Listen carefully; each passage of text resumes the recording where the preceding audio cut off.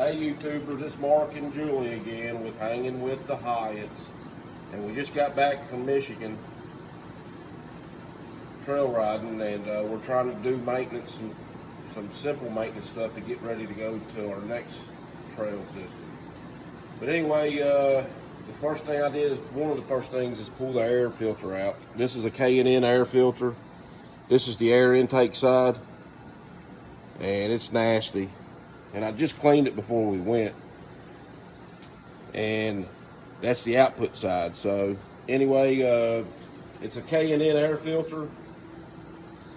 That costs a little more. This is the cleaner, degreaser cleaner. They cost a little more to use, but you can use them if you take care of them. I've used them in my automobile vehicles for years. So I highly recommend them. They're good. They're good, and to me, it's a no-brainer because I think I paid $50 for this filter, and you can't hardly get a paper filter for that anymore. And I can use this as long as you use them and take care of them. So that's what we're working on. Which side are you going to spray?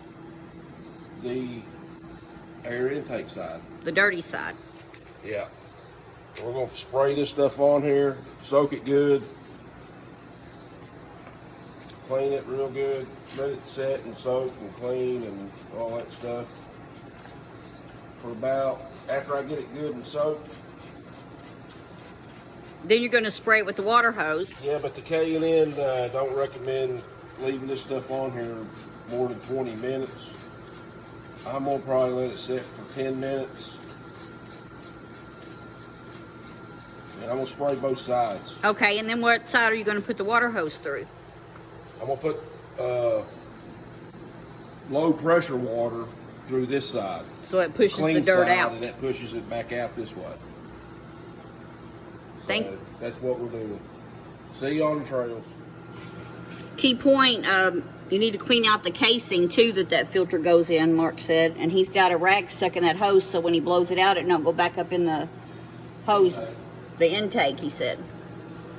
Make sure you clean this good too, or it's all just going to go back in your filter.